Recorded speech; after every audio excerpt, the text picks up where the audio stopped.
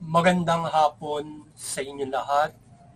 Ito po si Herbert Curia, author, promoter ng Human Rights Promotions.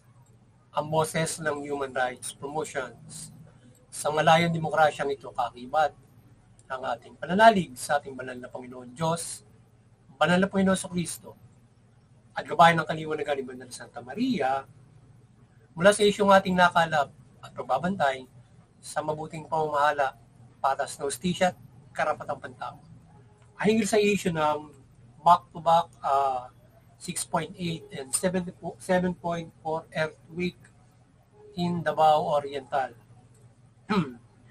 At itong weekly rally ng mga estudyante laban sa korupsyon.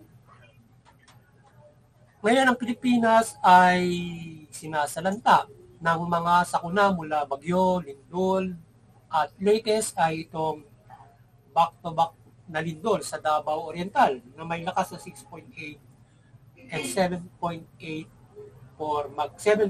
magnitude.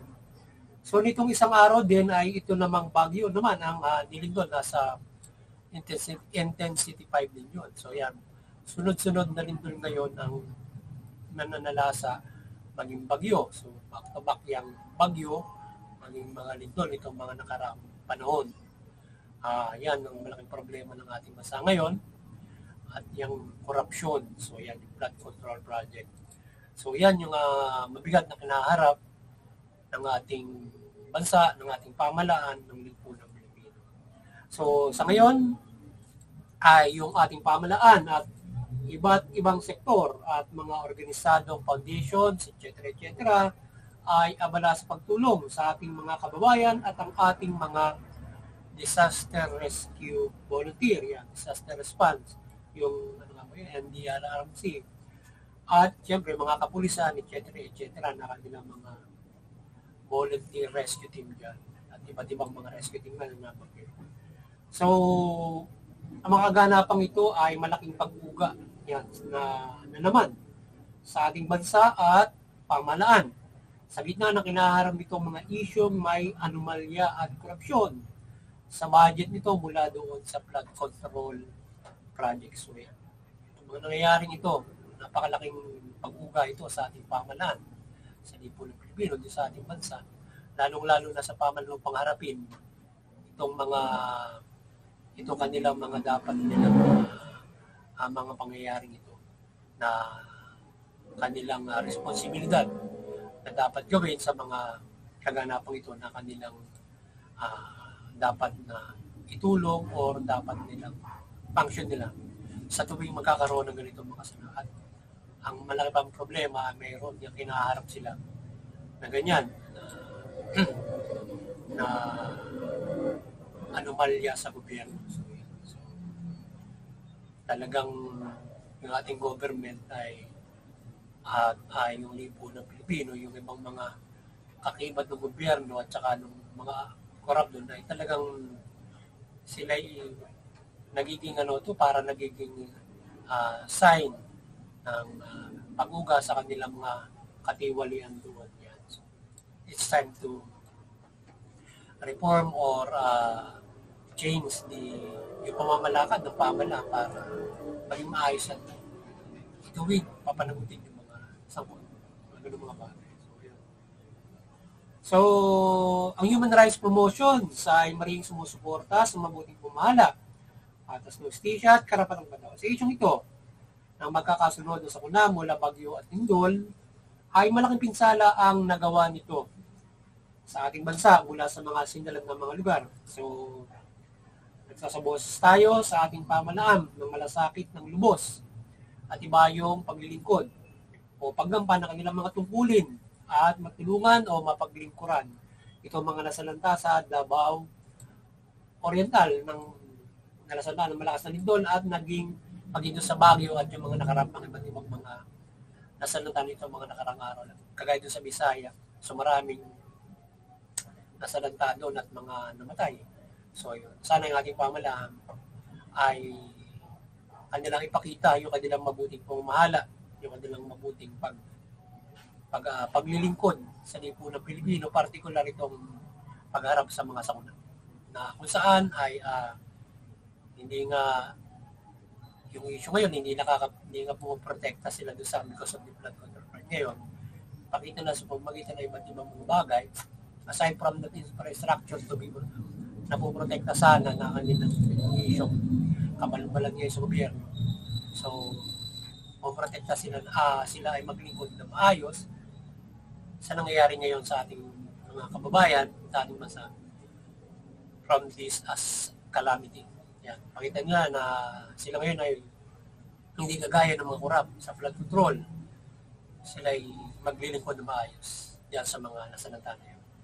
Fair for everyone. Ibigay yung karapatan ng ating mga nasa pamanan at hindi makita sa kanila na baka mayroong ghost na pagtulong. So, sana mag-whole nation approach from the DSWD para matulungan yung mga kababayan natin from that disaster. Just pangunahin na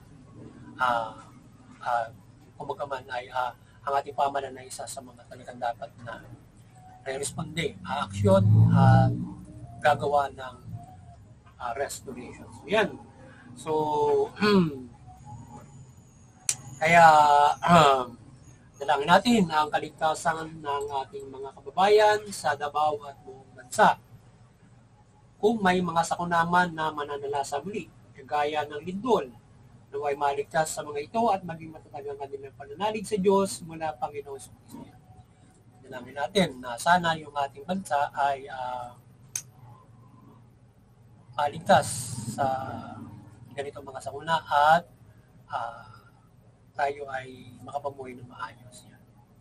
At sana kung may mangyayari pa sa susunod at ito ay part of the structure of our world o mundo, ito man ay mga may connection sa spiritual, ay keep the faith para tayo ay iligtas ng Panginoon Diyos mula sa Panginoon Hesus Kristo. Ito man ay may kaugnayang spiritual o ito man ay part of the natural disaster, pero kahit natural disaster yan, is part of God's creation, kaya niya sinama yan dyan. Pwede namang wala, di ba? Pero ito ay as a balance of the world, as a balance ng ating environment, but isinama ng Panginoon Diyos yan.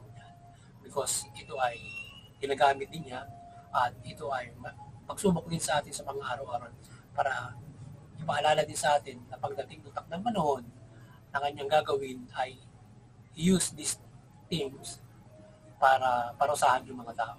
So, may mabigat pa tayong kaharapin pagdating ng takdang panahon na mas malakas pa diyan sa mga, mas mabigat pa sa mga sakuna na nasa sa atin sa ngayon.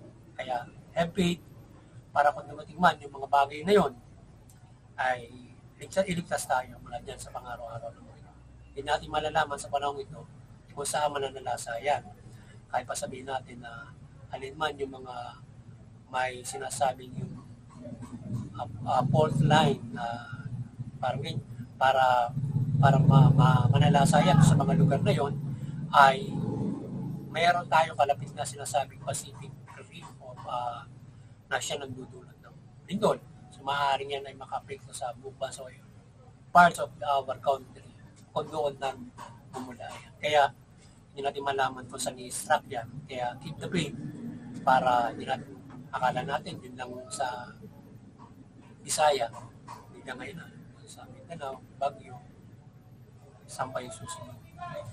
So ngayon, nangangalip ngayon yung Metro Manila, tsaka yung baka sana hindi naman na manalasa doon dahil nga para nagiging domino na siya ngayon. So keep the faith sa mga taga Metro Manila, sana maligtas kayo dyan. Kung mga at sa lahat na maaaring maapekto kung sakali na mangyayari nga yung sinasabing big one. So, yan. So nakakaano, di ba? Nakakatakot. But you have to keep the faith. So ngayon, sa ibang issue naman ay patuloy. Linggo-linggo ang kilos protesta ng mga estudyante laban sa korupsyon at nais nilang manugot ang mga sangkot dito at mabago ang pamamalakad ng ating pamahalaan upang mamahala ito ng mabuti at tapat at makatarungan at walang korupsyon. Siyempre, so yun. Parang nagpanata yung mga kabataan. Linggo-linggo mag-arali sila para sa pagbabago ng pamamalakad at laban sa korupsyon mapanagot yung mga tiwali, yung mga sangkot diyan. So yan, sana maasahan natin ang pamahalaan at ang ating namang Pangulong Marcos ay tumulong para ma-discover yan, para ito ay mapangyari. So, kanyang ipagpatuloy ang kanyang concern na mabago yung pamahalaan regarding corruption problems.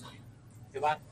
So, ating dalangin din ang gabay ng hustisya ng ating Panginoon Diyos at Panginoong Jesucristo at hindi lamang laban sa mga korupsyon, kundi sa lahat ng tiwali sa pamahalaan at mapairal ang mabuting pamamalakad ng pamahalaan at naway ang pagre-reforma ay kanyang mapanig. Yan, sana ang Panginoon Diyos ay tayo ay gabayan ng hustisya at proteksyon from injustices, yung nagkakamali na mga nalalagay sa gobyerno, ibinoto man yan o hindi.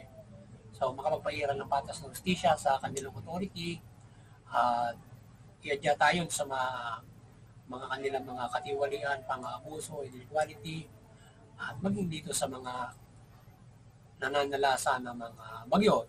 Sana tayo ay hindi madamay doon sa panahon, hindi tayo siyang salantain na mga mula sa individual lugar, buong bansa. Yeah. So, sa kabilang banda naman ay yung human rights implementation sa bansa ay pag-iibayuhin ng ating pamahalaan with UK and United Nations. So naway isa katuparan ng ating pamahalaan ng pag-ibayo ng karapatan ng tao at suportahan ang pagre-reforma. So yun. So sana yung ating pamahalaan patuloy na pairalin yung pagpapairal ng human rights para ito ay tamasahin ng lipunan Pilipino. So everybody live good sa country rights. So yung itong bansang ito, yung pinagkaloob na yaman at pagpapala sa bansang ito, tatamasahin natin according to the human rights sa pangangailangan ng bawat isa, matatamasa natin yan with implementing the human rights. So walang maiiwan at everybody lives according to human rights. Yun ang pinakamaganda. Sana magawa ng ating pamahalaan yan para walang tao na makikita tayong squatter, makikita tayong walang trabaho, makikita natin na nasasadlak sa inequality of human rights or etc. So ngayon ay muli maliwanagan ng ating banal na Santa Maria yung ang ating bansa mula sa sambayan ng Pilipino, mula sa pamahalaan at mamamayang Pilipino at yung ating pamahalaan mamahalan ng mabuti, matuwid, tugunin yung karapatang pantao, patas ng hustisya at iwasan yung pang-abuso, korupsyon, katiwalian, inequality, bagos pairali ng mga nabanggit at yung mamamayan ay iwasan yung paglaban sa pamahalaan, paggawa ng krimen, suportahan ng karapatang pantao, patas ng hustisya, yan. Sa gayon, makapamumuhay tayo sa karapatan, makapamumuhay tayo ng maunlad, mapayapa, at higit sa lahat, makakapanampalataya tayo sa ating banal na Panginoon Diyos, banal na Panginoon Jesucristo, yan. At anuman ang inyong pinaniniwalaan. So, ayon sa ating karapatan, may isa praktika natin yan. So ngayon, magandang hapon sa inyo lahat. Sana nakapagsaboses naman ang human rights promotion sa linggong ito. Hinggil sa mga isyong ito na ating tinungayan. Magandang hapon sa inyo lahat. At God bless you.